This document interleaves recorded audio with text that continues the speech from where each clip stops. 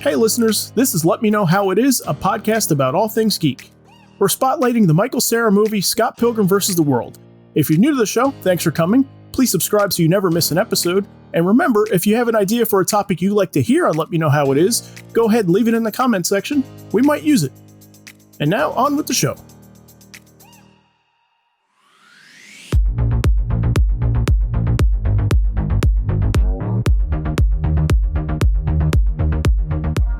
Okay, today we shine the spotlight on Scott Pilgrim. Scott Pilgrim vs. the World, actually, as the movie is titled, which was released 10 years ago this week.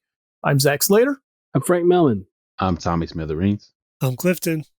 Okay, Scott Pilgrim vs. the World was directed by Edgar Wright based on source material created by Brian Lee O'Malley and published by Oni Press. The movie stars Michael Cera as a lovable slacker that meets the girl of his dreams, and in order to win her over, he must battle and defeat her 7 evil exes. Mary Elizabeth Winstead co-stars as his dream girl, Ramona Flowers. Eagle-eyed fans will also catch a few other notable appearances in the cast from actors who have portrayed other superheroes on film and TV.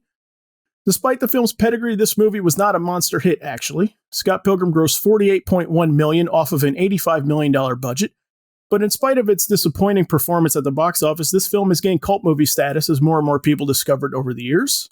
So let's get into it. Scott Pilgrim vs. the World.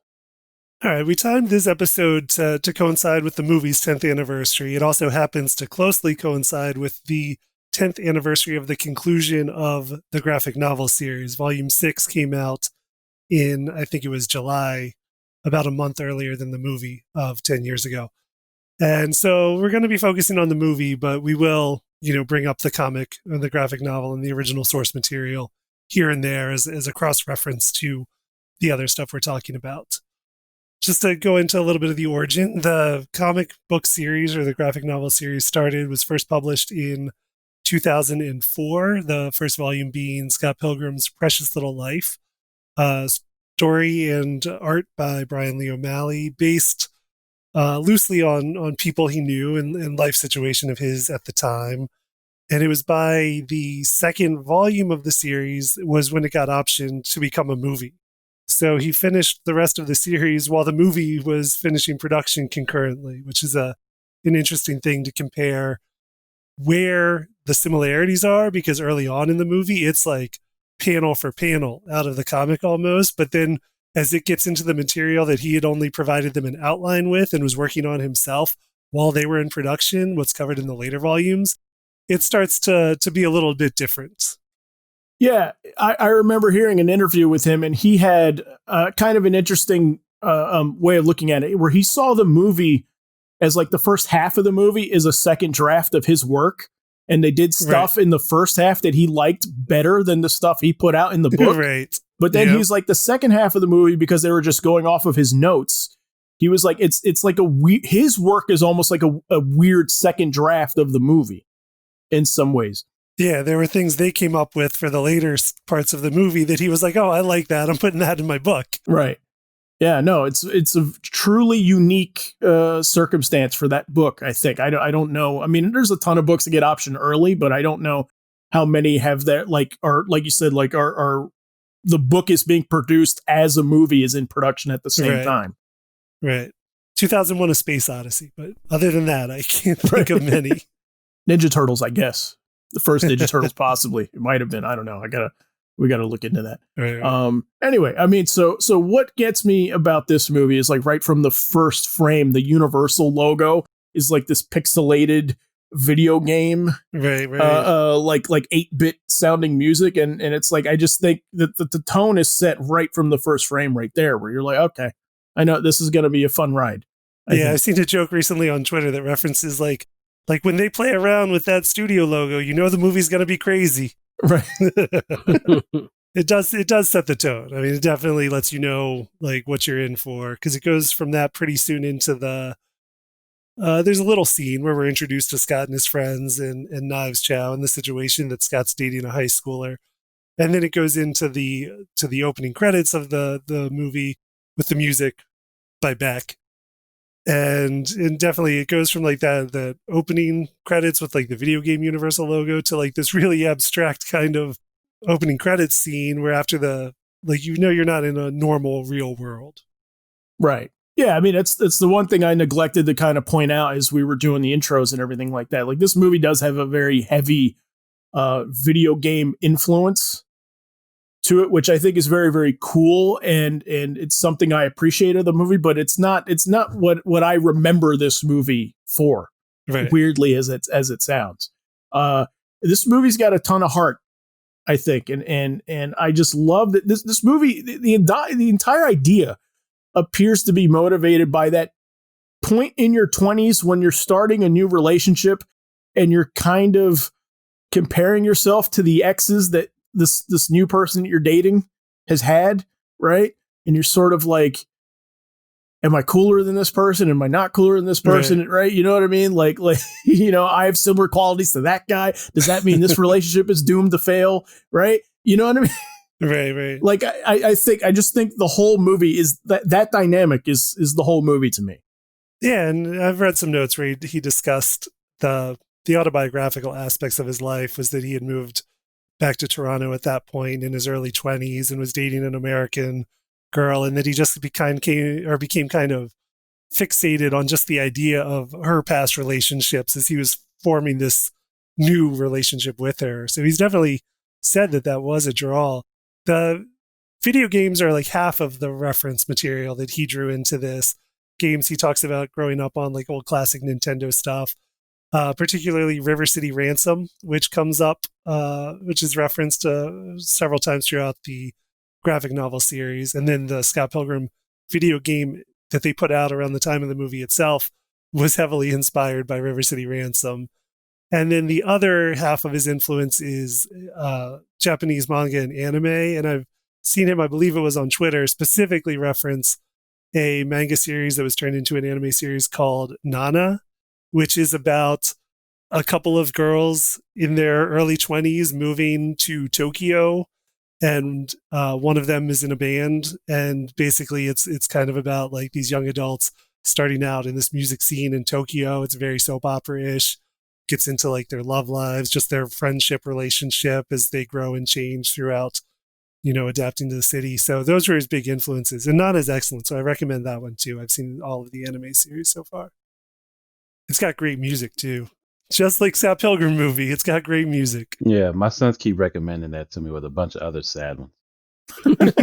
Yeah. I was about to say, but the video game aspect of it is what drew me in, because you get the Zelda lullaby in the intro as well before they even start talking, where they drop into when Child meets the band members and things before the big opening scene where they perform their first song for the thing. But it's literally littered with nothing but video game references. We get the fairy fountain music later on. You get exactly, the fairy fountain music. You get the Final Fantasy music in it as well. His P bar. That's thrown in there too. My favorite one though is I think this is such a beautiful scene. It's the moment where like Ramona's in his life already, but he's still dating Knives, right? And they're at the arcade and they're playing like that Dance Revolution fighting game thing. Like this is really where you're gonna see how stupid I am about video games. But I like the moment where the game ends and they got like the giant continue screen where you need to like insert coins. Right. Uh-huh. And I love that that's the moment where he's like thinking, do I want to break up with her? Do I not want to break up with her? What do I want to do here? And I just think that like that's just such a cool moment that ties the video game trope in with such a beautiful emotional dynamic of the scene. Yeah, definitely. Yeah, a lot of moments like that in this movie. But yeah, no, a lot of foreshadowing. Yeah. Yes. Throughout the whole movie, it feels like certain scenes are set up for a greater scene, in which it's telling what's going to happen. Mm-hmm. Like when he's trying to get Ramona to his house, and he sets up an Amazon delivery, but right before he does that, there's an email out of nowhere that literally tells him what's going to happen, but he like blows it off as if it's nothing. Right. Yeah. Skims it. Yeah. He gets an email that's like, I'm one of Ramona's evil exes. We're gonna fight. Like, and he's like, oh, whatever. Yeah. He's like, it's junk mail. He says, this is so boring. Yeah. Yeah, they do. That's one thing I noticed about when they're setting up the stuff prior to the fights is you get there's a nice tease. There's the foreshadowing is really good because you get, a glimpse of a character that is coming up, or like with the email. or whatever, there's at least some anticipation built of like, okay, what's going to be the deal of, like we see the trailer with was it Lucas Lee? Yep. Yeah. Like that's how they foreshadow him, and then Mae Whitman's character is the one that basically comes out of nowhere to they get Scott Pilgrim. Right. Mm-hmm. But I mean, I think they and it was one of the things where I thought it was really cool, the idea that everyone, even well, I mean, we're spoiling it because it's a 10-year-old movie and we're talking about it, but watch it now if you haven't seen it. Yep. Yes, stop right this second, and then come right back after when you're done. But no, like the reveal that Gideon is the same person that's judging the battle of the bands. Right. You know, you don't really get that the first time through. You might have, but I didn't. But I like the fact that even with the fact that the fights are set up, as well as the fact that these evil X's are coming, they're all set up pretty well ahead of time. Yeah. It's definitely like a boss battle because they're all lined up one after the other, one at a time. Yeah. Like in a video game. Definitely. It's nicely done too. Like given that it's not a terribly long movie. No. Either. Like it's under 2 hours. And the fact that they have to like introduce 7 X's for him to battle. Right. Yeah. You know what I mean? It's not like a Harry Potter movie where they have movies to set this up. Like everything is completely self-contained in this one, Well, I was curious again watching it, seeing it. I've seen it a couple of times since I saw it initially, but I hadn't seen it in quite a while. But I was just curious about not so much when they're introduced, but actually when the fights start. Mm-hmm. Like I timed it. Okay. And it's 30 minutes into the first bit of, like, you get 30 minutes of the movie setup, and then he fights Matthew Patel. Mm-hmm. Okay. Right. At the 45-minute mark, he fights Lucas Lee. At an hour and 5 minutes, he fights Todd Ingram. All right. And then 1:15, he fights Roxy Richter. Mm-hmm. And then he fights the twins. The Katanagi 10 minutes. The Katanagi twins is 5 minutes later, and then Gideon is 10 minutes later. So it's a pretty tight movie. The fact, like you're saying, they don't have a lot of time to screw around. Then they have to foreshadow something and then get to it, basically. Yeah. Well, I like how they segue to different scenes. Like there's one bit where he invites Ramona to where they're playing after their first date, and instead of saying the place, they show the name of the place, and the people are right there in the midst of going to it. Yeah. Yeah. There's the segues almost seemingly in different ways. Yeah, it's not. They do a lot of the good stuff like that. There's one like towards the end, right before they have the when they basically sign, when the rest of the band signs and leaves Scott, where Ramona's like, I don't know what it is. I just know what it is about him, but he's just, I don't know. It's just, and they play Under My Thumb, by the Rolling Stones, which I thought is a great bit because it's like, oh, okay, well, everyone knows exactly what you're talking about now. So, there's a lot of subtle references throughout the movie that if you, that's what I loved about it, is because it's a favorite that I like to watch with my sons. Because when I saw it with them, we movie theater and we just crack up the whole time. But and then the more you see it, and when you see it after time, there's certain things that you didn't touch upon until later. That it's almost subliminal in what they do. And what I love about too is the glares they give each other. Mm-hmm. And when someone is mad or awkward, like for example, when he invites Ramona to the first band battle, right, and then there's a glare between him, Ramona, and Knives, and it's just awkward as hell. But you see, and then there's more glares between the band members because when they're announced, they'll say they have another girl as a drummer, and then they glare at each other. Right? This is like, they do a lot with just scenes. I was surprised at like how much they were able to adapt the gags from the original graphic novels, and just I read them all before the movie came out, and then just to prepare for this, we watched the movie again, and then I read not the entire series, but I read the first volume and the last volume, and like that the gag at the first Battle of the Bands with them all glaring at each other that ends with Wallace glaring at Scott's sister's boyfriend. Yes. And like that is all straight out of volume 1, like panel for panel. And I was like, it's amazing that they took like a comic gag and made it work as like a live action movie gag. And they do that a lot. A lot. Yeah. And I like how their comic they take from the comic backstory. Every time he tells a backstory, it's in comic form. Right. Like when Todd Ingram punches a hole in the moon. Yep. They show him actually doing it. in comic. Which, if you ever see the moon in the movie, there is a hole in it. There's a hole in the moon. Yeah, you have to look. Yeah. Blink, you'll miss it moment. I didn't know that. That's hilarious. That's okay. He plays fair. It's most notable when the Karinagi twins blow the roof off the place, I think. Then you look up. You see the moon. Mm-hmm. I like that all the fights had like a gimmick built around it, right? You know what I mean? We're like when he fights Lucas Lee, who's an actor, and he's like, I'm nothing without my stunt team, and it's this. He's like just fighting off like all these doppelgangers of him, right? You know, and then I love when he's fighting Roxy, like he won't hit a girl, so Ramona is like fighting her for him, but like she's just like using him as a puppet. Yeah. Yeah. You catch the Southerners with Lucas Lee, where it's like they're on a movie set. And since the movie set, since they're in Toronto, which is where the story takes place, the movie set's made to look like New York because a lot of movies set in New York are really filmed in Toronto. Yeah. Mm-hmm. Yeah. So when he's crashing to the backdrop, it's a backdrop of New York. Yeah. Yes. Yeah. and then I love too is the subtleness of every X has their number somewhere in the scene. Yeah. Mm-hmm. Like for Lucas Lee, you can see the 2 on his car. Todd Ingram is blatant. There's like a 3 across his chest. He's wearing he's wearing a t-shirt.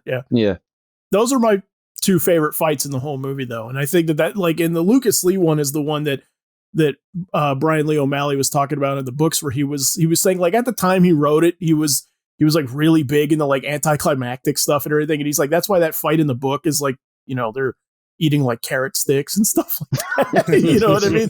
And that was one of those scenes where he's like, no, I really like the stuntman stuff and everything. I thought that scene was done really, really well. And so that was like my favorite, but I still crack up thinking about the Todd Ingram stuff and the reveal where like the source of all of his powers is that he's vegan. Yeah. They're just better than everyone else, better. you know? Yes. Yeah, it's a good bit. Yeah. And the cameos for the vegan police. Thomas Jane and Clifton Collins Jr. is the other actor. Yeah. Good stuff. Yep. So we get a Punisher checked off in this movie too. Yep. Like I said, there's a lot of superhero actors in this movie. Yeah. We get the Huntress. Huntress. Yes. We get Captain Marvel. Captain Marvel, who we haven't brought up yet, but we do get her. Yes. We will get her. We get Superman. Yep. As well as the Atom. Yeah. And Kingdom Come Superman in the Crisis crossover. Well, I'm missing who else? I'm Captain America. Oh yeah, of course. Yes. Is that it? Well, Aubrey Plaza is also in Legion. Yes. Yeah. Yes. Oh, that's right. Yes, you're right. You're correct. It's crazy. Yeah. I feel like there's more. I feel like we're missing some. And Fuller from Home Alone. You know, who's related to Kevin McAllister, who might as well be a superhero. Right. But anyway. Yeah, no, I think this movie's cast, looking back at it, is so unbelievable. And this was like Michael Cera like at the height of his celebrity, I think, right? Yeah. Like this is when he was everywhere. Yeah. Super Bad, Arrested Development. Mm-hmm. Yeah, he was the lead. Yeah, definitely everywhere. Yeah. He's good in this movie. This is a tough role, I think, because Scott is like does so many like douchey things. Mm-hmm. Right. You know what I mean? Right. Yeah. And it's really tough, I think, to do that and be like, and like one to be the hero of the movie, but also to be likable. It's not one of those movies that we're like, right. It's not like Taxi Driver where we're watching a horrible person unravel, right? We're watching like, you know, a nice guy. Well, yeah, like we're supposed to relate to this guy. Yeah, that's the thing. But if you look at it again, he's terrible from the start. I mean, we're introduced to him saying that he's dating a high schooler. Right. And that is the point. I mean, it gets taken, it's presented in a kind of quirky way, like, oh, like, look at this fun idiosyncratic thing. But like, like the whole point of it is that he's not grown up and he needs to grow up. Yes. Sure. And that is the entire theme of the book is him growing up, or in the movie is him growing up. Yeah. Because I mean, I've always taken it as basically we're alluded to his past relationship with Envy Adams, and we know it did not end well. Yes. And it traumatized him. Yes. And it's pretty much seems to be because he, at his, early adulthood, couldn't deal with an adult relationship. He couldn't deal with an adult relationship ending. And so he decides to seek out something simpler, something innocent, which is why he's just happy to be holding hands with a 17-year-old girl who tells him about yearbook club and stuff. Yep. Because it's like a safety he retreats to, and that he can't deal with being an adult in adult relationships. And then that does carry into the theme of meeting Ramona, who's got all of this baggage. Yeah. And that's just what adult relationships are. So he has to learn how to deal with all of the baggage that comes with being in an adult relationship, including his own baggage that he won't admit to. Oh, no, you're 100% correct with the analysis of it. But I like how the movie points it out, because there's a scene right when he meets Ramona that Aubrey Plaza's character lays it all out there. She names every girl that he dates, including the band member who is Kim. Who is still traumatized by the relationship, and calls him something jerky jerk, because everybody knows that he's that individual. Yeah, and she's got a great line in that scene where she's like asking if he's over, Envy, and his friend Steven Stills is like, oh, he's fine. He's out of mourning. He's dating a high schooler now. Yeah. And she's just like, that is the mourning. Yeah. Yeah. What I like is the scene where he goes with Wallace to meet her at school, which is creepy enough. And he says the thing about, well, they have boys too. Right. Which is like, what? Yeah. And he avoids it. Yeah. Wallace avoids it. And Wallace does the sensible thing and grabs Knives by the shoulder and says, you're too good for him. Yes. Yes. Yeah. The 17-year-old is better, is so much better than the 22-year-old. Yeah. I mean, Tommy and I were talking about a little bit earlier before we started doing the podcast, just the idea that, your entry character is pretty, he's kind of unlikable. Oh yeah. Yeah. Yeah. And I understand that the journey of him growing up is what this thing's all about, but it's one of those things where he does a lot of like Zach was saying, he does a lot of douchey stuff right up front, and you kind of like, you can identify with him, but there's also stuff in it where I'm kind of like, I'm hoping he's going to pull it around by the end, because he doesn't start off as being anything. So he's so kind of at the beginning, with that Michael Cera bit, but he starts to get as the more the fights go on, his character begins to become more and more angry, and I don't mean like in a bad way. I just mean I guess maybe it's more focused. Yeah. So. But yeah, it was one of the things where I didn't remember, like thinking back on it, I didn't remember thinking, wow, everyone around him knows what a douchebag he is, but he's supposed to be likable at the same time. Yeah. So. Right. Well, is that one bit too where he uses the same line on women? The Pac-Man line? Oh, yeah. The same exact line he uses to get Ramona. And he still gets her. Yes. Not with that line though. Yeah. No, not with the line, but it's just really he's doing the same exact line he gave to Knives. Wow. That's so messed up. I do think that Michael Cera though, just his charisma though is like what I think sells the audience on it. It's just the fact that like he's weirdly likable, in just about everything.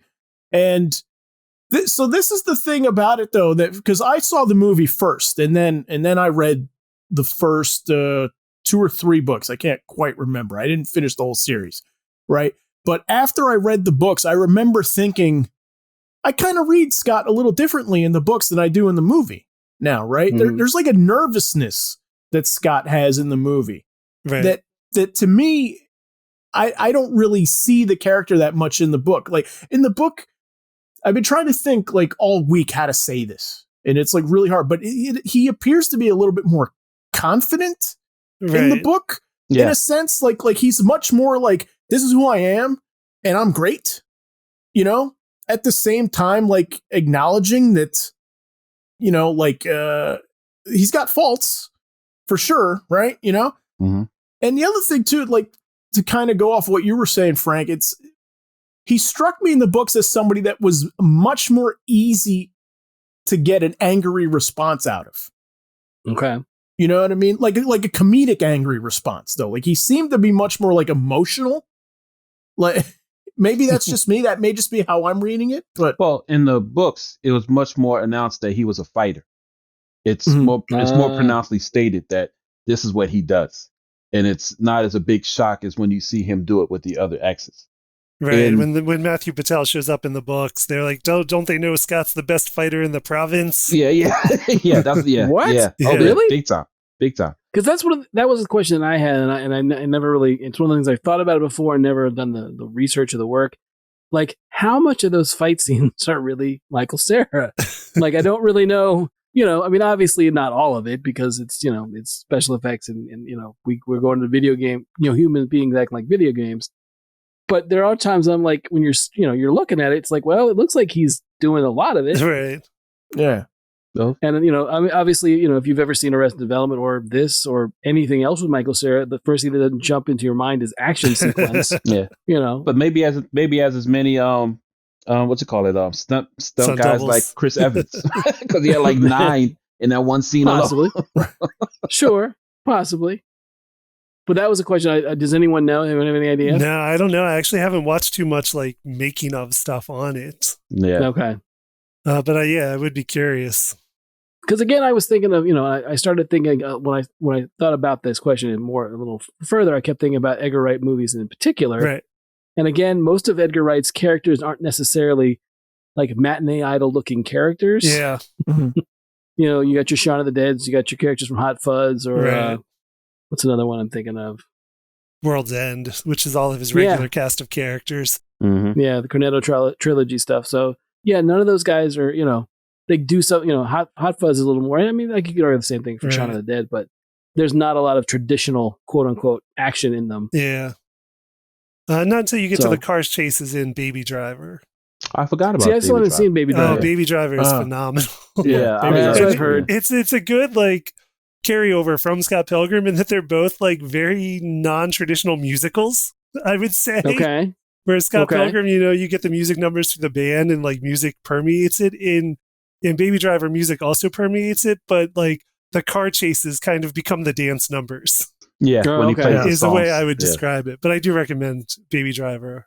That's a movie that again passed under the radar. Yeah. Mm-hmm. I don't think the trailer suits the movie. Yeah, I can see like a natural progression from Scott Pilgrim to that. Okay. Very good. Well, yeah, I mean, I'm just curious, like, had they played it a little bit closer to at least how I read the books, which again, I don't know. I mean, that could just be me, but like he seems scrappier, like, and I wonder if that would have not made the movie work quite as well, right? If they went a little bit more into that. Does that make sense? Right. I mean, I remember when I was reading the books before the movie came out, like Michael Cera is not who I pictured. Same here. As Scott Pilgrim. But then in the movie, I was like, okay, I'm like, I can go with this. And then when I went back now to read the volume 1, I can be like, okay, no, like I can see that there now. I can see that hesitancy in this character. I can see like the underlying neuroses sort of that he puts a confident face on, but I can read it more now like Michael Cera than I could before. Okay. Yeah, and plus it plays into what you said, Zach, as how he's so disarming that you don't think he'd be a douchebag, but he is a douchebag. It's like if you don't look at him and listen to what the whole town is saying about him, like, no, this is a douchebag. He just hasn't realized it yet, or no one's called him out on it yet, because he keeps moving from X to the next in like a heartbeat. Yeah. Well, I mean, and there's like in the universe of the movie, there's something about him. There's something likable about him. Like he gets dates. Pretty like, but it's, you know what I mean? And the thing with Kim, the Allison Pill character, it's like, she clearly has hostility towards him, but at the same time is willing to be around him every day. Right. You know what I mean? Yeah. I mean, she's in the band. I mean, they go back during high school. So it's not like it's anger. It's nothing about that whole situation of the movie feels overly angry. Even when like Lucas Lee's character, Chris Evans' character, is punch him in the face. He has gleeful banter between the two of them, which is like, do you hate him or do you like him? Yeah, that's what he says. I like this kid. Yeah. He seems nice. Yeah, but you can't win against the A-lister. Come on, Yeah. So nothing about it. I mean, it's just at one point when you watch the movie again, it's like a battle of who's the worst. Because even we talk about Scott, but then we look at Ramona, who is no different than Scott. in which her motivation is that her knives child is Gideon, in which Gideon was Scott was her knives child, in which after moving from one person to the next person to the next person to the next person, she just wanted somebody different, which was Scott. And it was an escape from her ex, which was Gideon. She wanted something simple and easy and honest. Yeah. And Gideon was her envy. If you look at it again, like I've seen that movie so many times. Because the scenes alone, I can watch certain scenes like the reveal of Envy Adams and her boyfriend to Scott and Ramona. I love that. No, that's interesting. No, it hadn't occurred to me that I guess you're right. Like he is her knives. Yes. Yeah. Okay. Interesting. And it's an interesting move as to see it's like who's worse, and you can see him become. I mean, even at one point they have the discussion in the bar about him being just another terrible ex, which he does become. Mm-hmm. Because when he goes to fight Gideon, he's not better at that point. That's why he loses. Right. But he has to come to the realization. But I love how it's in his head, because they established that early on in the movie, because she uses his head to travel Amazon faster. It's like, what? There's some space tunnels. Yeah. You guys don't have that in Canada. We have it in America. It's like it's like a throwaway joke, but you get it because it explains as to why she can talk to him in his head after death, or why he's dying. Yeah. In order for him to come around and realize what a douchebag he's been. Hence the apologies that he gives her out to everybody, damn near. Right. He apologizes to young Neil. He apologizes to what's the drummer's name? What's her name? Kim. Kim, thank you. He apologizes to Kim. He apologizes for cheating, and then he apologizes for himself and wants to beat up Gideon because Gideon just needs a butt kicking. It's like got nothing to do with trying to get his girl away. He's just a terrible person. Yeah, I do love the one-up scene, just also for like what it does. How I relate to it from my video game days back in the day and everything, where it is like when you died, but like in dying in the game, you figured out sort of what you needed to do. Yeah, very video And so when you'd play the level over again, like you're just flying through it. And I just love that in that scene where like he's going through like all the other guys and he's just like F you, just skipping through everything. Just like right? He's just jumping over the bad guys and stuff like that, which is exactly like how you would play the games. Yeah. It's just interesting that when you say the thing about the subspace tunnels in his head, the idea that when he first has that moment where like you think it's a dream, he says, "Oh, so lonely." It just makes me wonder now if it was one of the things where she sort of like either heard that or grafted onto it. I'm like, oh, that's an easy thing I can take care of that I don't have to really do much with. Oh no, definitely, because remember the line he gives her, "Were you in my dreams?"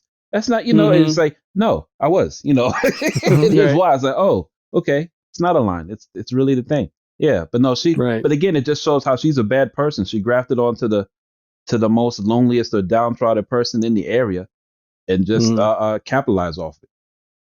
Sure. I mean, in the first scene, the attention. Yeah. And to me, and another thing too is what Clifton was saying earlier about how he wanted it simple.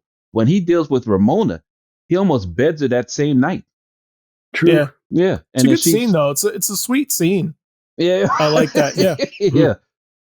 But it's like, no, I've decided not to do this thing, and I'm just, you can just chill because I'm not going to throw you out in the cold. He's like, okay, cool, and then, hence the start of his cheating. Yeah. So does anyone know if the number at one point worked? Her phone number? I don't know. Because it doesn't work now. I can tell you from experience, it does not work at this moment. But it was one of the things where, like, I've been pretty good about when I see a number in a movie or a television show. Like, for example, every phone number in Better Call Saul or Breaking Bad, all of those work. Okay, you can call all those numbers. Wow! Oh, really? Yeah, I'm scared too. You'll get a recording of somebody from the show, or it'll be someone's actual phone or whatever. They're all Albuquerque numbers. But this one, I mean, 212 is what, New York? Yeah, it's right? Manhattan. So it's one of the things where I wonder what if it did, I don't know if it did work or did not work at some point. Right. And then other than the fact that she's kind of Ramona's character is kind of, Scott starts to panic and thinks, oh, she's fickle and done. Right. She's going to be over soon. Is there any significance in the books of her changing her hair color? No. Because the gag doesn't work because the books were black and white. Yeah. Her hairstyle changes, but they don't really worry about color and stuff. It's never really brought up. There's one gag in the comic where he asks, is that your natural hair color? And she's like, no, I don't know, maybe. And her hair is supposed to be blue. Blue, yeah. But it's in a black and white comic, so that's what the gag is. And then when they colorized that, there's a note on the panel that was like, this joke worked better in black and white. Yeah. Gotcha. Okay. Yeah, I was curious because it was one of the things where it's like I remember it being more prevalent before I'd watched this last time, and then this time I'm like, oh, well, it's not that much. It's not nearly as many times as I thought it was in the. Yeah, no, I'm with you, Frank. I think it changed volume to volume in the comic, in the graphic novel series. So that was about a year apart. I remembered it the same way, Frank. I thought she changed. I thought it was like almost every time we saw her, it was different. Yeah, just about. I thought the same thing. It's not at all. She changes it twice after we meet her initially, right? Right. Yeah. So yeah, then I was that was the thing that I picked up on. I was like, well, maybe there's something to it and maybe not, but I guess there's nothing to it. So. And then Knives changing to try to follow her example is funny. Yes. Oh yeah. It's a good bit. Which in the graphic novel, there's something where she first tries to be Kim because Kim's close to them, and then she tries to be Ramona. Yeah, she constantly changed her identity or who her role model is in order to be cooler, so to speak. Yeah. But getting the highlights punched out of her hair is an amazing gag. It's a good bit. Yeah. It's a good bit. Yeah. No, I like that too. But in the book, when she gets the knives, it's earlier on as opposed to the ending in the movie. Okay. Yeah, she has a fight scene, I think, in volume 2. Yeah, where she fights Flowers when Flowers has the hammer. And it's introduced at an earlier time. Okay. But going back to what I said with the numbers, did you guys catch all the numbers that they tried to show you who the X's were, like the subtle hints? I mean, I noticed some of the use of the X, like actual X's. Like there's one point where they're walking down a street. Yes. That has like 5 railroad crossing X's above it. And it's after he had already fought 2 of the X's. Yeah. Mm-hmm. Like I did catch a few things like that, but I know there's more I missed. Yeah, like if you look on Patel's character, he has one chevron on his left shoulder. That's to symbolize the X. The 2 little X's on the trailer for what you call it, Lucas Lee. Right. It's on his trailer, and he has a small tattoo of it on his neck. If you look. Okay. And then if you look on his belt, he has 2 X's as well, which is crazy. And then there's another thing with the I'm trying to think. Gideon is supposed to be call him G-Man.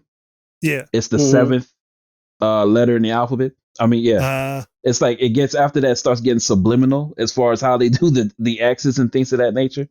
But those was the ones I can clearly remember as far as without looking into it or having anything described. Like when they defeat Gideon, for some reason, everyone else has a certain amount, like 1,000 or 3,000. Gideon is 7 million or 7 billion, which is signify he's the 7th one. He's the top boss. Yeah. He's and then one thing after looking at it multiple times, Matt Patel was the only one he didn't need help beating. Everybody else he needed help. Like, well, Lucas Lee, he beats him by accident. Right, he tricks them more or less. He tricks them, yeah. Right. Yeah, but the vegan police defeat Todd. Ramona helps him defeat Roxy. I think the Katanagi twins was as a group effort because he needed the band members. Yeah. And then Knives helps him beat Gideon. I guess it's a little subliminal to make him so like he's not alone. You will never by yourself type of deal. Right. Yeah. Again, that movie has a lot of subplot than just a dude trying to get a girl. No, I missed a ton of this stuff. Like Tommy, you've clearly watched the crap out of this movie. Oh, I love that. There's certain scenes I can recite. Jeez, to me, it was the best video game movie without saying it's a video game movie. You know, it's the whole premise behind it. I mean, even if some of the stuff doesn't even make sense as to how they're moving. Why would he do this? Why would her ex get a group of her exes together to beat up the new guy only to be with him? It makes no sense. Right. And they all die as a result of. Well, but it's Gideon who did that though, right? I mean that's the part I like too, where he's just like sorry about this whole thing. I was in kind of a bad place after the breakup, and I put this whole thing together. Yeah. And it Which, took me 2 in a weird hours. way, that's relatable too. We're like, he's in mourning for the breakup, and he's not taking it the best way. So, he's funneling his anger into rather than getting over it, moving on. Yeah. Right. Was the lines that are funny. It's like, we got together to control the love life of Ramona Flowers. I mean, like, what? It's a game? What? But no. Right. There's so much of that that's just over the top funny that I don't think we'll ever get a movie like this in this form from that source material. Like, hell, even it's weird too what the subliminals that Edgar Wright does. Like when Scott's at the party where it says Plumtree, it's the name of an all-girl band that had a song called Scott Pilgrim. Right, that inspired the whole character. Yeah. Right. Oh, wow. Yeah, Yes. I didn't bring that stuff up before, but yeah, there's a band called Plumtree that was high school. Like they formed in junior high. They operated from like 1993 to 2000. Put out 3 or 4 albums with like 4 EPs. One of their songs was called Scott Pilgrim. They were from Nova Scotia, and they were like kind of like indie rock, like light punk, surf rock band. And he was a big fan of theirs. And because they were around the same age as him, and one of their songs was called Scott Pilgrim, which was the song I know. It's on the soundtrack. And it's just about like a guy they have a crush on. And that's like all the song is about. It's just like how much they like this guy named Scott Pilgrim. So he just kind of like imagined like who this Scott Pilgrim was. Yeah. And this is what he came up with. Huh. Very cool. You hear a glimpse of the song, of the actual Scott Pilgrim song, when I think he's first going to his and Wallace's place. Yeah. That's where you hear the song. Yeah. And then you do hear some other music by Plumtree on the soundtrack. Yeah. I do think it's interesting also along the fact about him having to grow up is the idea that you want to see the place I grew up? Right. Yeah. It's across the street. It's across the street. Yeah, they just turn around and there it is. Yeah. It's almost like, and especially the fact that he doesn't have his own bed, it's almost like he's having an extended sleepover Right. with Wallace, where he won't like, there's not even like, there's nothing there for him to really claim that it's his when they show the diagram of all the panels of like what's his and what's Wallace's. It's like, no, it's not really your place, man. You're just crashing, Right. really. Yeah. So I like how they make fun. Yeah, they make fun of that all the movie when he's with Wallace. Like the fact that I like the fact of how he doesn't sleep with.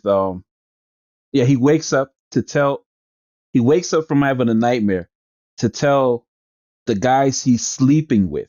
Like everyone's gay but him in the bed, and he tells them, he's like, "You just sleep with her," and one of the guys like, "What, are you gay?" Yeah, right. It's just so weird. Or when he's trying to set up a date with Ramona, and he wants Wallace to leave so you might gay up the place. And then, then when he's all self-conscious, Wallace goes back to the line and says, "And I'm the gay one?" Yeah, I might gay it up. I might gay it up. Yeah, the jokes in that. It's you want it to be a kids movie, but it's definitely not a kids movie, But you can watch it with kids because there's no way they'll get half the jokes that they make fun of. Like, I'm not bi-curious, I'm bi-furious, Right. From Mae Whitman, classic line. Yeah. Yes. Yeah, a lot of good performances in this movie. Yeah, Wallace is a great character, and Kieran Culkin's performance is phenomenal. Yes. Yeah. Like he plays it so well because a lot of the lines are in the comic, but like he delivers them perfectly. Yeah, Anna Kendrick too. Not a big role, but I mean she crushes it in every scene. Yeah, she's great. Yeah, she's phenomenal in it too. But again, speaking of crush it, we didn't really talk that much about Envy Adams. Right. Oh yeah, big time. And she is really good. Like I love her deliveries in this. Yeah, absolutely. She's another one that just it could come off easily being in a movie that is very not really grounded so much in reality, but dealing with bigger themes. She could come off as typical, just like a kind of like a scene stealing or a scene chewing villain, but she doesn't really come off that way. Yeah. Like she commands as much presence as she needs to. Oh yeah. Yeah, exactly. I like how every time Scott brings her up, you see her picture. Right. Like when he's talking about her and then you see in the background behind him pictures they took like at a photo booth. And when she leaves him, and then when he's discussing in the music store, when he bring up her band, you see the standee of her. Yeah. It's so funny. And then before she appears, there's a poster of her on the wall behind where she appears. Yeah, Right. yeah. And then when she's standing there, it's like, wait a minite, it's moving. It's like, no, that's her. She's standing right there. Yeah. Oh my gosh, the scenes, man. But yeah, I didn't know much about Brie Larson at the time. I think she had been on. Was it United States of Tara? Was she the daughter? Yeah, she was the. I think that she was was the her teenage big girl. thing. Mm-hmm. But yeah, just like the lines where it's just kind of like a 1940s vibe. A little bit. It somehow works. Yeah, it's a little bit femme fatale 40 style. Yeah, she's the one in this movie that I had no idea who she was until years after. And I was like, oh, that's Brie Larson? Oh, wow. Like, Yeah, I think her breakout movie was what, The Room? Or Room? Yeah, and that was her Oscar winner. Yeah. 21 Jump Street was where I first like took notice of her. You know what I mean? That was where like I knew her name. I would say, Yeah. Right. Well, I vaguely remember her in Community. She played as one chick named Rachel. Okay. Yeah. Yeah, I remember when the movie was in production, and like I was following the news because like I was a fan of the books, so I want to see. And Edgar Wright at the time was like big on social media. I mean, he still is, but I just remember all throughout the production, like he put up so much stuff when they were on set filming this movie.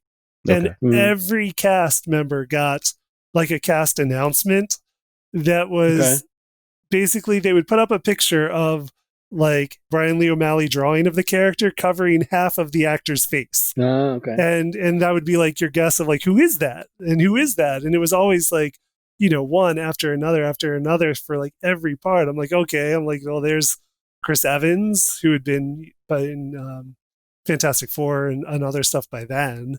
Okay. And was known. And then like Jason Schwartzman. I just remember it being like a big deal every time they'd reveal yet another like amazing actress that was going to be in this thing. Oh, wow. Yeah. Getting back to the whole thing with the 40s, like the femme fatale thing, I thought she played the fact that she came off as being very in control of the situation, but it didn't take much to strip away the veneer that she had. Right. Oh, yeah. Because when he calls her Natalie, she sort of has that moment of like, oh, no one really calls me that. Yeah. Right. Yeah. That's a name I haven't heard in a long time. Yeah. Right, exactly. Well, he even mentions in the beginning, it's like, I used to call her Nat, but when she stopped taking that name is when she left me. It's again, another example of how their breakup was and how they lost their connection and whatever. But I just like how the interconnect between him and Ramona is just the same. It's the same person dealing with different things. Yes. I love Ramona in this, though. I would easily read like a prequel comic that's about her, even though we kind of get her story anyway. But yeah, no, I mean, she was my favorite character rewatching this for some reason. I don't know why. I mean, I just like, I was interested in the dynamic where, right, she wants something simple, but there's something also about Scott that I do find it legit that she's actually kind of like getting into him along the way, right? And there's a beautiful scene. I think it's after the Todd fight. I think it's after the third one where they're like everybody's like after the gig and they're about to go someplace else or whatever, and they're just like in a restaurant getting like pizza, and he's like holding he's like holding the Coke Zero can like against his head and everything, and he just looks miserable, right? And there's a moment like where she's looking at him and it's just sort of, she's like, we don't have to go to this. Like, which I think every couple's like had that conversation. Also, like, we don't have to do this. He's like, no, we'll do it. But I just think that it's cool that like, that she's seeing what this guy's like willing to do for her and what he's going through. And but that scene made me like her more. Yeah. Oh, wow. Okay. No, she's definitely a dynamic character throughout how she's cool, calm, and collected. But the more she gets into it, the more she breaks down. I like that one. I like the scene where she breaks down her relationship with Gideon, in which she describes that she was never more lonely than with anybody than with Gideon than she was even by herself. Yeah. Yep. And then by her acting out and doing this, she got more attention than she ever did when she was actually with him. Yeah, Right, exactly. He didn't care until she left. Yeah. Yeah. Exactly. Which is the lure for her to come back.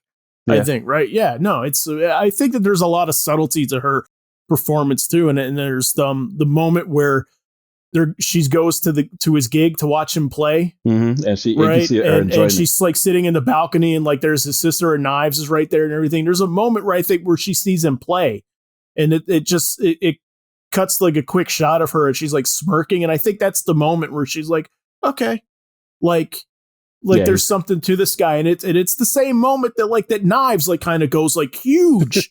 But much more understated. Yeah. She sees him perform, and that's when Knives is like, you guys are amazing. But really, but it's also like, I mean, but she's gaga over Scott. Oh no, big time. You know? Yeah, no, you see it in that. But I'll go back to what you said, Zach, earlier. This movie is like about that years in your life where self-discovery. I think all of them go through it. I mean, you get that moment with Knives at the end where she finally comes into her own, where she doesn't need Scott. You got that with Ramona when she comes into her own and she does that relationship with Gideon and Scott's not working. She can walk away from both without feeling like she's the worst anymore. You even get the situation with Sex Bomb, which ultimately they get the big contract deal. And remember when Scott goes into them, they're like corporate and like which they have to wear their own whatever they say they have to wear, and this is what you're fighting for. And at the end, they don't like that either. It's watching it and see the individuals. It's a lot about self-discovery in which you think you want this, but it's not really what you want. You know, that's what I get from it. Yeah, I think Kim too. I think Kim by the end of it, like I don't want to say forgives him, but I think she sees that he's realizing some potential finally. Yes. Right. And even though it's not like geared towards her, where, I mean, clearly like that's still like, you know, a wound for her, you know, but she's able to sort of like to back him up. Yeah. You even get that with Envy when what's his name dies? Todd. Oh, I love that part. I still love that part. The vegan police. And they show up with they don't have guns. They just pointing their fingers at him. Yeah, just take them out. Like in the you know, making gun signs with their fingers. It's like the spirit gun from Yu Yu Hakusho, which was with the old anime. I like when he punches him to the sky and he drops. He said, and when he comes down, he says, "Eventually." Yeah. And they have like whole lines while he's busy falling down to the earth and stuff. It's like, what was he say with the rain? Oh my God! If I'm repeating my past and I told you it's from the rain, and she's like, it's not raining, Scott. But nah, I love that movie. I can watch that endlessly, like once a month, easily. Yeah, no, it's a good movie. It's a good book. Good books. Brian Lee O'Malley's great. You know, it's interesting that he's never revisited this. I mean, he's a writer artist, so you know he doesn't churn stuff out super quick, right? You know what I mean? But I've always expected him to sort of like get coaxed into revisiting this world in some capacity, you know, and there's not been a whole lot there. I mean, I guess there's been like animated shorts or something. Correct me if I'm wrong on that, Clifton. I think there was something that was released kind of close to the movie. Yeah, it was just like a quick small thing. Right. And then there's been a couple, like outside of the graphic novels, there were a couple short comics that appeared in other things, like an Oni Free Comic Book Day comic as a Scott Pilgrim short. He was involved in the creation of the video game that came out around the time of the movie, but there's a movement to try to get the game released again, but he unfortunately doesn't have any control of that. Right. But I'm sure would like to see that happen. Well, and there was talk also like pretty recently, I think, about them doing like an anime inspired by Scott Pilgrim, right? Yeah, Tommy, I thought you brought that up at one point, didn't you? As an anime, I'm not quite sure. I would know. I'd love the idea if that came to fruition. Ain't wrong, because I still have the original PS3 version of the game on there. That thing's amazing. It's definitely River City Ransom. Yeah, I'm not hooking that up to the internet or nothing. And it makes that game even more amazing is you can be Kim, Scott, and two other people. I just can't come to mind, but each one has their own path. I mean, they play the same levels, but they have their own journey. of self-discovery, so to speak. Oh, Ramona's one another place, and I want to say the last one's Knives, just because of their battle gear and what they do with it. It's crazy. Yeah. Yeah. Hmm. But no, I wish. Oh my God, that'd be an amazing idea. Have that as an anime style. Oh yeah. I think there was a board game at one point a few years back that he did the art and assets for. Yes. Huh. But I do remember some board game at Barnes and Nobles that I should have like a picked tabletop up. game or something. Yeah. As far as the books go, though, like are the black and white editions still in print anywhere, or is like the color edition sort of like the version that's out right now? I'm not sure, because like now when they first put the color editions out, they put them out in hardcover, but then they put out paperback versions of the colored editions. So those might have supplanted the black and white paperback versions, which were the original publication. So I'm not sure. And I think digital versions, Comixology is the color version. Yeah. I mean, I remember black and white versions like before the movie came out, because Clifton, like you would point them out to me, because I know like you were the one person I knew that was into Scott Pilgrim before the movie. Right. Yeah. But yeah, I mean, after the fact, it's just been only the color editions, which I mean, they're great. I love them. Yeah, like, I mean, they're beautiful. Nathan beautiful Fairbairn books. is the colorist on that book, and he does a phenomenal job. Yeah. Yeah, they're beautiful looking books. But Clifton, you're the only one that read the books, right? Before the movie? Oh, like completely read them. I know Zach read the first 2 or 3, correct? Yeah, if you haven't read them, Tommy, then I'm the only one who's read them. No. I read them too, because I was going to refer to the ending of the books, which differs from the movie. That's why. Okay.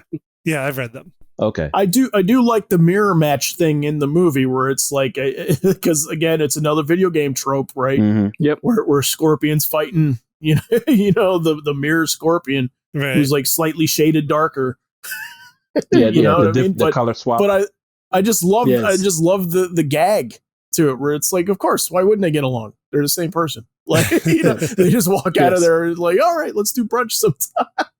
They use the Negascot in the final volume of the graphic novel, but it's done to a different effect. It's basically represents all the stuff he doesn't want to admit about himself. Yes. Right. And then he doesn't really defeat it. He kind of loses to it and then remembers everything. And then remembers all the horrible stuff he's done. Yeah. No, I remember you telling me that like around the movie, when you were saying that like it is used more in the book and everything. And it does scream in the movie a little bit that like it's just a gag that's like too good to pass up, so we're going to put it in, but we don't really have time to do much with it. Right. So we're just going to but I do like the joke. I mean, it's a funny gag in the movie for sure. Yes. Yeah, but the book definitely mines the meaning of it to a more of a psychological effect. Yeah, okay. but I thoroughly enjoyed the book. I liked how they go into depth about his issues and what's discussed, as opposed to how the comedic tone of the movie and how that develops and how it's used. Yeah, it is interesting because he wrote the graphic novels over about 7 years total, I think, if I remember right. I think they came out every year except for one. There was a gap on 1 year. I'm going to double check on that. I believe he has carpal tunnel. So I think, honestly, that's why like some of his stuff's a little slow to come out too. Okay. Yeah, we had Volume 1 was 2004, Volume 2 was 2005, Volume 3, 2006, Volume 4, 2007, then Volume 5, 2009, and Volume 6, 2010, right before the movie's release. And it is interesting seeing, like when you read them, you see the evolution of him as an artist and as a creator. Like his art develops over time. He just becomes much more daring in the illustrations he's making, in the drawings he makes, and the choices he makes, and also the ideas become like more nuanced and more sophisticated as it goes on. I thought so. It is really interesting to see it as an evolution of him in his early young adult life, growing as a creator while he's doing this coming of age story about this character and friends, loosely based on some of his friends. And he wasn't working on anything else at the time either, right? Like he doesn't pop up he has other work that's come up, I believe, before Scott Pilgrim. Am I right? I mean, yeah, he did. Lost at Sea was published before Scott Pilgrim. Okay. And then he had done some work with, like, popped up doing stories for some other indie books short pieces in. Okay. But yeah, but he doesn't really have like a ton of other like his catalog is actually like relatively small for somebody who's been at it for as long as he has, and as somebody who has the name that he has. I mean, his name does carry some cachet. Yeah. Out there for sure. Yeah, I think Seconds was the last thing he released after Scott Pilgrim, the graphic novel Seconds, which I enjoyed. I read that too. Yeah, where he was writer and artist on that, but he's writer on Snot Girl, but he doesn't do the art, right? Right. Okay. Snot Girl I have not read, but Seconds I have read. I like Seconds a lot. Yeah, Seconds is really good. A whole lot actually. Yeah, it's great. It's a great book. Okay, so with that in mind, though, let's close out by do we each have another like indie comic book that we think would make a really good movie that we want to see made? I have one. Like something that flies under the radar that audiences would appreciate. Yeah, I have one. It's glaring. It's why not produce Seconds? Well, there you go. Yeah, I'm so happy you said that. Yeah. Oh my gosh, that would be the one you push out. That to me that works as a sequel and more work to see what his other work can be developed into. Yeah, it's a little bit more of a drama. Oh, it's definitely more. I think from what I'm remembering, like it's not as bombastic and big, right? It's a it's a little bit more of a uniform tone. Yes, right. Very self-contained. Yeah, but it's still great. It's a big book. I remember, and that was another one I think I read in like a day. Yeah. Yeah, I love Seconds. I second that one. No pun intended. Sorry. There you go. Jeez. Frank, you got one? I do have one. I was thinking about this. I was trying to figure out an indie book, and I thought I know they've done some small stuff with it, but I don't think they've done anything really like on a grand scale, and I think they definitely could. I'd love to see Black Sad. Okay, Yeah. Adapted. I'd love to see in some long form, whether they start with the first one or do a couple shorts put together in one longer movie. I think if, a major studio got behind it animation wise, I think it'd be, if it's done in the style of the book, it'd be gorgeous, really, really lush, a lushly animated, movie. If you're unfamiliar with Black Sad, the story of, it's basically noir done with animals, anthropomorphic story. It's really, really good stuff. But that's the one I would like to see. Yeah, it's an Italian book, right? I thought it's French. Or French. I can't remember. It's a European import. I do know that. I was going to say, I believe it's Spanish. Spanish, okay. Sure. It's Juan Diaz Canales, writer, and Juanjo Garnido. I think. Juanjo Garnido on art. Yeah. And the art is beautiful. Like it's really nice painted, stuff. Rendered beautifully. It's definitely good stuff. So if anyone's not familiar with it, go look at some of this stuff because it's great. I picture like old school traditional animated like Disney. For the look of it too. Like, you may have to get some of those guys out of retirement if they're not working. You know what I mean? Yeah. Mm-hmm. But it's by French publisher Dargaud. Okay. Though both authors are Spanish, their main target audience for Black Side is the French market. That's why. And so the volumes are published first in French. Then then 1 month later comes a Spanish edition. Then gotcha. And then eventually we get them. Yeah. Yeah. But I believe there's 4 volumes so far. Dark Horse for a while had the license here. Right. Definitely worth checking out. Really, really great stuff. Yeah, I believe the names of those were Somewhere Within the Shadows. The one I read is Amarillo, A Silent Hell, Red Soul, and something else I can't think of. But no, it even dropped a video game for it too on the Switch. Yeah. Oh yeah. I haven't checked that out. I'll definitely check that one out. Yeah. All right, Clifton, what's yours?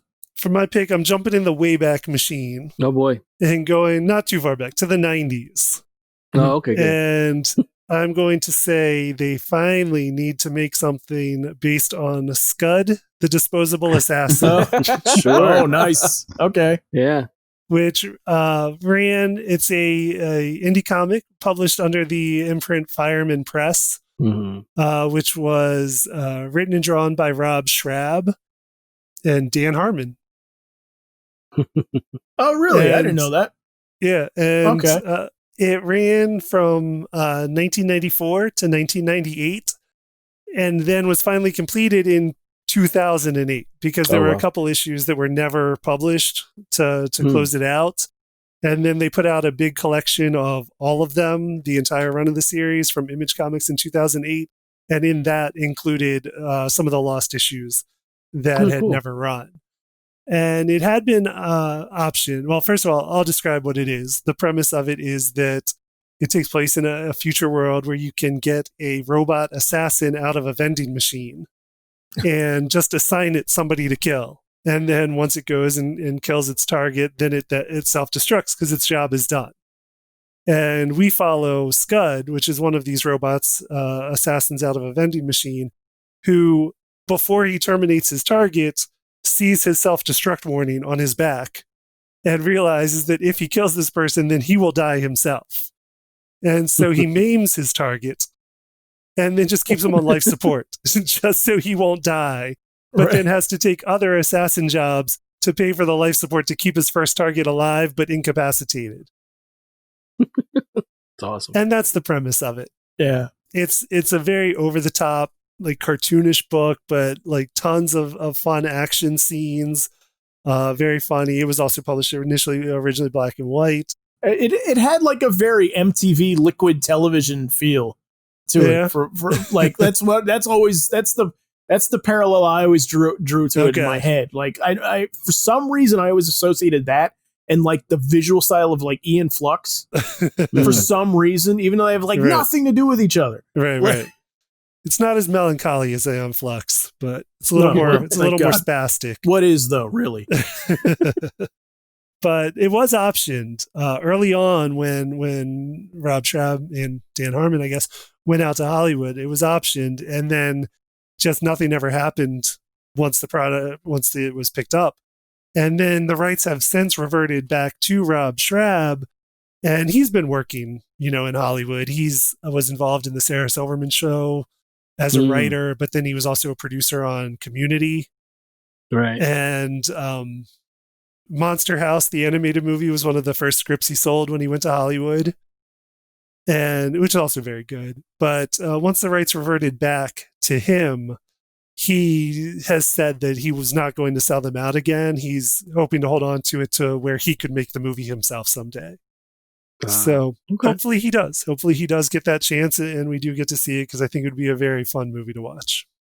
Reminds me of Earthworm Jim for some reason. Oh, yeah. That's true. Okay, so mine, I'm going to pick, we almost got this one too, for a little while. Actually, I'm really happy you said seconds, Tommy, because that was also on my list. I almost said that one. Okay. But now, I get to go to my second choice, which is Mouse Guard. Ooh. Right? Mouse Guard is, for those who don't know. Almost happened, yeah. Yeah, it's basically like a fantasy epic that, that's about these little mice. Basically, little medieval mice. Yeah, it is great. It is a beautiful looking book. It is the art is absolutely gorgeous. It's written and drawn by a creator named David Peterson and everything. So the book is still in print. It's still coming out. It's coming out a little slowly at times. It does appear to be a book that takes a long time to work, but they also have like Legends of Mouse Guard too, which is the book has gotten popular enough that like other creators are jumping on board to do like short stories set in the world. And I think there's just like role-playing games that you can get like off of David Peterson's site and everything like that. It's a wonderful book. I love it. I absolutely love it. So yeah, I would, like I said, we almost got it. Hopefully we will get it down the line. But that's my pick. So, all right. So before we wrap up, we want to remind you guys that next week is our Rick and Morty Cowboy Bebop viewing challenge. Frank and I chose 5 episodes of each to try and win the other over. So if you'd like to follow along at home, here are the list of episodes that we've selected.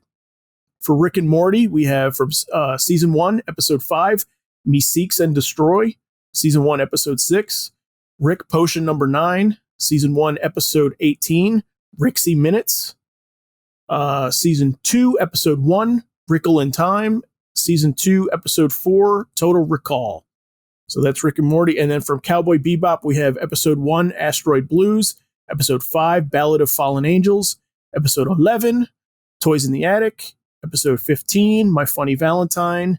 and episode 16, Black Dog Serenade. Don't worry, we'll post this list on letmeknowhowitis.com, where you can also find our notes section and you can see links to some of the things that come up in conversation. You can also find our YouTube page also. Don't forget to subscribe there as well. Leave your thoughts in the comment section. While you're there, suggest a topic for us. We just might use it on the air. And finally, don't forget to like us on Facebook at facebook.com/letmeknowhowitis and follow us on Twitter at our show's initials, LMKHII. Thanks for listening, and we will see you next week.